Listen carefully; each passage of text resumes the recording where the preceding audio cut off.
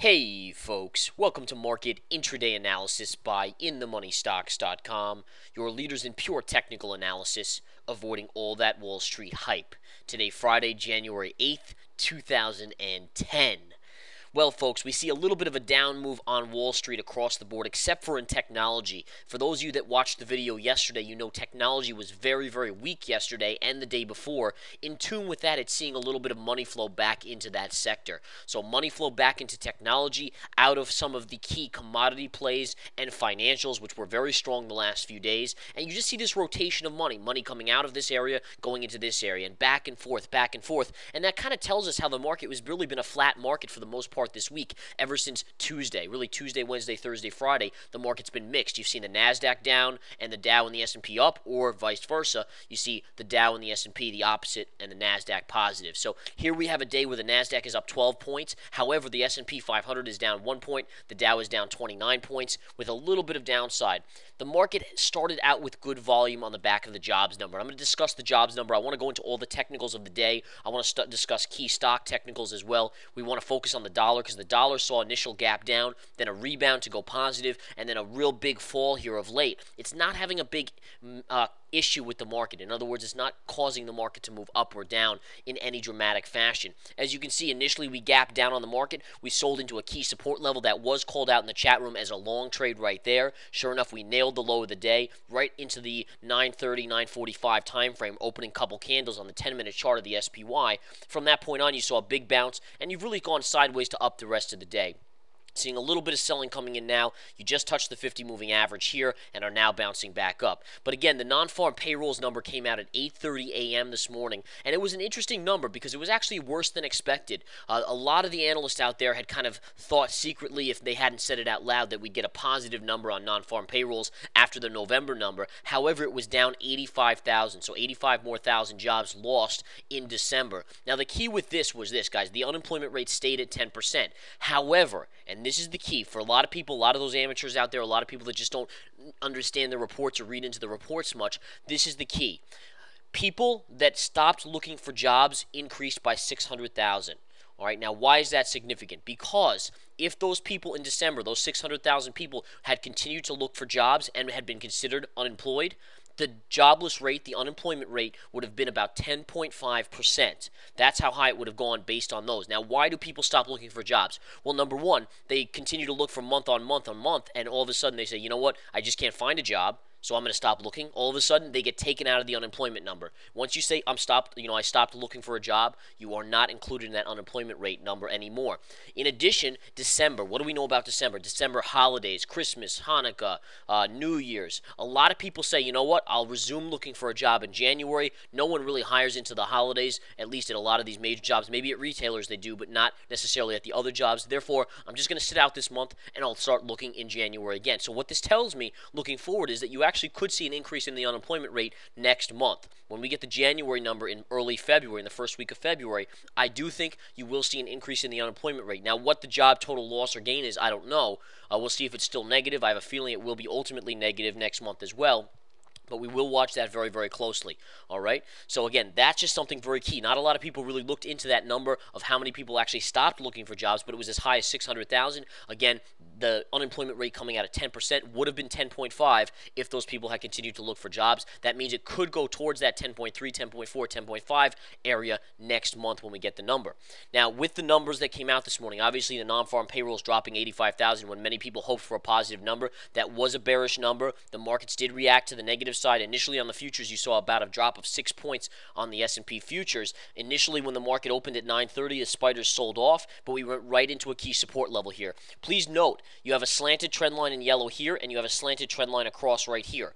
Those two combined create an excessive area of support, meaning that there's a high probability of a bounce when two of our master trend lines cross on an intraday basis. Again, it's all time sensitive, so if you're looking on the 10-minute, then these lines are the key lines for the 10-minute. If you're looking on the 60-minute, there's different lines, daily, different master levels. All right, but nonetheless, two lines crossing right here is essentially the same as a necktie. We all know about neckties, right? Two crossing key moving averages where price goes into them. We know there's major support. There's a high probability of a bounce there. In this situation, same thing. Two trend lines cross, that's where you're going to look to buy. So right there, folks, again, note the power of the market off of that level, bouncing all the way up. We got inventory numbers that came out. Wholesale inventories came out at 10 o'clock. That was an okay number. Really didn't cause much of a reaction. Here's where the number came out right here, actually. You got a little bit of a pop, then a drop back down. And since then, you've gone sideways pretty much the rest of the day until now when you popped up and then a little bit of a reversal. One thing about the pop-up here, you could make a case, is that you double-topped beautifully from yesterday's high at the 114.30.33 level. See how this high right here matches essentially with yesterday's high. Here's the secondary high right there. You can see you went right and pierced this one, but came just short of this one by a penny or two. There's your double top. That can often be utilized as a shorting opportunity, and it looks like many people took advantage of that as the market has fallen back off of that. Now, again, the question has to be asked, are we going to see any significant downside in this market? Well, that's going to be more seen, I think, next Monday. Watch for next Monday. It looks like right now you are on the downside of this market, except for the NASDAQ. The tech-laden NASDAQ is holding up very well, as it took a real beating the last couple days and is now getting a small bounce back. Interestingly enough, we had talked about Google getting a bounce. Google was one of the stocks I highlighted here over the last couple days, especially yesterday and this morning when it gapped down. It took a tumble of over $35 in just 2 days, 2.5 days here. That tells you there's a high probability of a bounce. I mean, it's just too fast for Google, especially in a bull market like we are currently in, where you've had 80% gains on the NASDAQ of recent over the last 10 months now since March. So in any case, good bounce on Google after that sharp sell-off. That's the biggest sell-off, sharpest sell-off on Google in quite some time. Getting a bounce back today. In addition, you can take a look at Apple Computer. Apple Computer not doing surprisingly strongly today. In fact, it's just up 27 cents, make that 32 cents right now. But in any case, you have to respect it. It's a nice little move on Apple. It's holding steady today with the tech sector. Amazon is having a good bounce, folks. I talked to my premium subscribers in the chat room yesterday and today calling for an Amazon bounce. That was the exact right call. Now, how did I make that call based on technicals? Let's talk about it.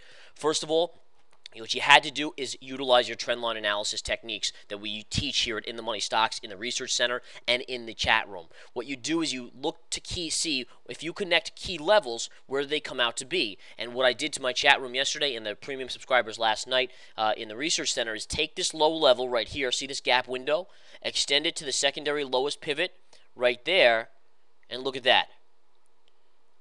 So again, many amateurs would be buying this at the 50 moving average, and they'd be basically flat right now on the trade. What we're able to teach you, and what we teach our premium subscribers to do, is look for the secondary trend line. Oh, look at that. It goes right below. Therefore, you know you're going to come down to this trend line. You buy right here. Now, all of a sudden, you're in the money on Amazon $2 today. So again, just a genius, it's just understanding the technicals, understanding trendline analysis. And again, it's very easy to learn. I don't think it's a hard thing to learn. The question is, do you have the time to devote to it and just learn it a little bit by watching the nightly videos in the Research Center? You pick it up really quickly. I have traders in the chat room that, I remember when they first began as probably the greenest of the amateurs out there. And now all of a sudden they're pointing out patterns to me that are I'm able to refer to the chat room as a whole as a great trade. I mean, it's that good. So again, it's there for the taking. It's just will you step up? Will you claim the money that is rightfully yours in the market? That's the question. Everyone has the ability to take money out of this market. All right. The question is, can you do it? Do you step up to that challenge? Now, Amazon is a good one right there. That's a nice little trend line. You can see that trend line. I do expect a little bit of a bounce. I don't think a huge bounce on Amazon. Ultimately, I think it's going lower. But right now, there you're getting a bounce off that. That's a nice little short-term swing trade for a day or two. And then I think I'd move out of that for the profits. And at this point, you have a break-even stop on that anyways. Okay, Goldman Sachs. Now, we talked about how yesterday financials were extremely strong. The last really 3 or 4 trading days, financials were very strong. Well, guess what? Money flow being taken out after a huge move on Goldman Sachs off of the call for a bullish pattern right here. Up there, you can see a little bit of a pullback coming in. All right, now you want to take a look and see why exactly Goldman Sachs was running into a little bit of resistance here, and you can see that there's a lot of resistance right in this area. See this low pivot here, this pierce right here, and this low pivot? Look at what Goldman came right into on that chart, and look at the pullback. So again, you can see there's some levels coming into play there where it's telling you, the chart is telling you, and again, remember, the chart is like a book. It's just in a foreign language. You just have to learn that foreign language to decipher it, and then you can obviously learn the keys to any chart. It's going to tell you where it's going to go with high probability. All right, JP Morgan, same thing, a little bit on the weak side today, down 61 cents. In tune with that, the FAZ is having a nice day today, up 57 cents. Nice little boost on the FAZ there. It's actually trading at the highs of the day in the afternoon session here. Now, the dollar is something I do want to talk about. Initially, off of that jobs number, we got a big gap down in the dollar. All right, the dollar did come down. However, off of that, we also heard that unemployment in Europe is at 11-year highs. It's actually very, very ugly in Europe as well, and that actually helped catapult the market back up on the dollar. The dollar gained strength on the back that it was looked, even though we're weak here, it's still stronger than a lot of the other areas in the world. However, going forward, that really faded. The dollar has come back dramatically down here, actually coming into very good support. Look at the support level, guys, matching up right here, right there. Again, look for the support levels. Here's your exact low. There's your exact low today. That should be a signal to you guys, for those of you that want to trade the dollar, to go long the dollar there for a short bounce. And sure enough, look at the little bounce you're getting. I think you could even get a little bit more, but nonetheless, that is a great little opportunity to trade. So there's trades everywhere, and that's what I love about this market, folks. I don't care how slow it is. I don't care how fast it is. There are always trades to be made if you do the analysis correct. And again, that's what In the Money Stocks is here to do, to help you learn. All right, yes, we give guidance. Yes, it's 8 to 9 winners out of every 10. That's our general policy. Someone in the chat room actually said it was closer to 95% today over the last 3 weeks in calculations. Now, that's great. I appreciate that comment from that subscriber, and that's true. But we go for 8 to 9 winners out of every 10. We like to think that we hold